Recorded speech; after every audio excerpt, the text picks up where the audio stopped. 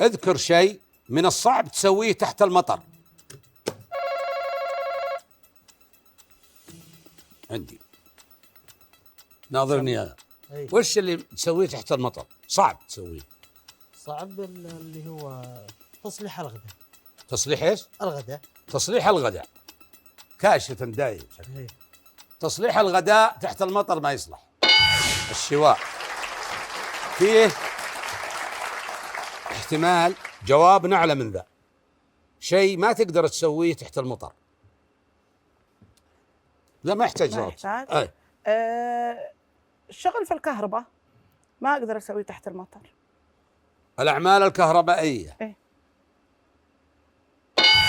لا 21 عند البشري. تفضل تفضلي. ها يا صالح. سم. شيء ما تقدر تسويه تحت المطر.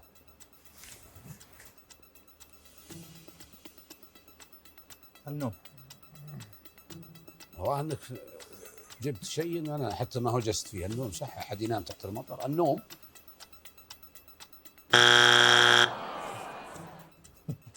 احيانا انا فهمت انك تحب الشعر والقصايد. والله ان شاء الله. من تسمع من تحب من الشعراء انت؟ النبطيين. والله شعر واجد. قل لي واحد. من؟ ما عندك احد قريب على لسانك؟ في شاعر عيد سمير. وش اسمه؟ عيد سمير. عيد سمير. وعبد الله بن عون. عبد الله بن عون. طيب ايش تقول انت؟ شيء ما تقدر تسويه تحت المطر. غسيل الحوش.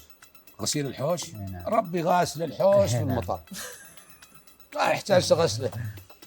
الغسيل يعني غسيل الحوش. نعم. غسيل. الغسيل الغسيل الغسيل الغسيل. محمد، شيء ما تقدر تسويه وانت تحت المطر. صيانة السيارة.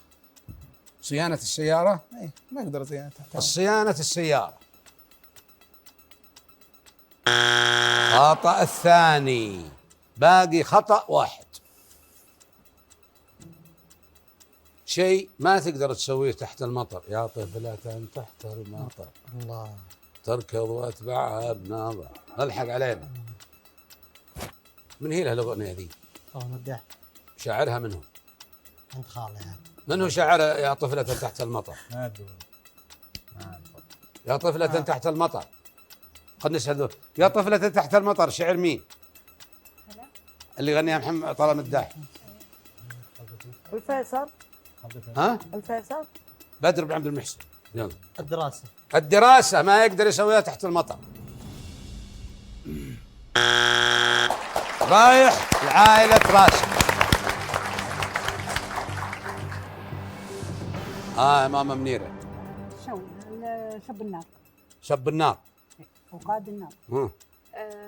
تشاوروا فيه، ترى جواب واحد هو لكم كلكم. مكالمة جوال. مكالمة ما تقدر تتكلم. نشر الملابس. رويدا.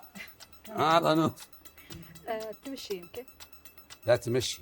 ما تقدر تمشي تحت المطر. انا والله لا بانه جاء المطر، اول ما يجي المطر امشي وهو يمطر عشان اتبلل واستانس. ها؟ شب الضوء. شب الضوء. شب الضوء. شب الضوء الرئيس عزيزه. شب الضوء. شب النار يا كليب. صح. 10 وين